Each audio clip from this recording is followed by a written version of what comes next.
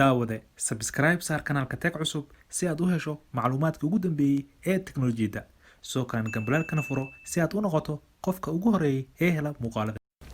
asxaabtayda sharaftii qiimaha mudano waa mar kale ii barnaamijkeeni ahaa tag cusub isku noqoto wanaagsan magacaygu waa maxamed ku soo dhawaada barnaamijka teknolojiyadda oo ah barnaamij aad ugu barateen wararkii ugu dambeeyay ee teknolojiyadda haddaba barnaamijyadeeni maxaa ku dhacay maalmahan aniga yar xanuunsanaa oo awood u maanan yeelan inaan barnaamij idin soo gudbiyo balse haddeertaan waa caafimaad qabaa alxamdulilah oo barnaamijyadeeni dib ayay inoogu socon doonaan haddaba wararkeeni maanta waxaa ka mid ah shirkadda Microsoft ayaa ku keenaysa barnaamij aad ku isticmaali doonto kombiyuutarkaaga barnaamij kastoo kugu jira telefoonkaaga oo uma baahnaan doonto markasta inaad telefoonkaaga isticmaasho wax kastoo kugu jira telefoonkaaga ayaad ku isticmaali doontaa kombiyuutarkaaga barnaamijkan ayaa ku shaqeynayo kaliya Windows 10 inkastoo barnaamijkan uu imaanayo xili sanad ka hor ay heshiis wada qaateen shirkadda Samsung iyo shirkadda Microsoft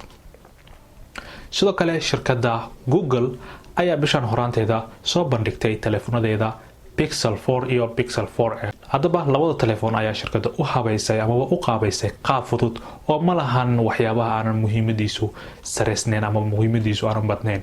sidoo kale telefoonka 4a ama Pixel 4a ayaa ah telefoonka ugu sawir qaadista fiican marka loo eego telefoonada hadda jira balse dhanka muuqaal duubista waa laga roon yahay ama waa laga fiican yahay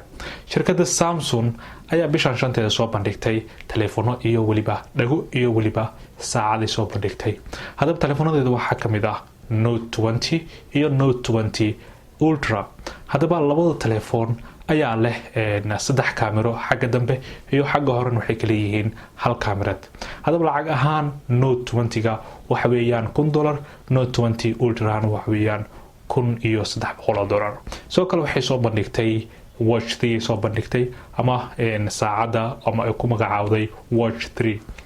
sidoo kale waxay soo bandhigtay dhago ama AirPods ay soo bandhigtay iyo waxay soo bandhigtay telefoonada isku laabma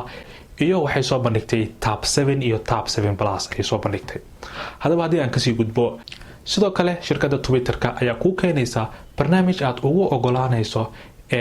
qofka ka falcelin doona qoraaladaada hadaba hadeertaan marka aad fariin qorto ama qoraal aad qorto oo aad Twitterka waxa falcelin ka bixin kara dhammaan cid kastoo isticmaasha Twitterka balse hadeertaan waxay ku keenaysaa inaad u ogolaan karto dadka kaliya ee kugu jira inay falcelin ka bixin doonaan ama dadka dhamaantooda inaad u ogolaan karto sidoo kale shirkadda Toshiba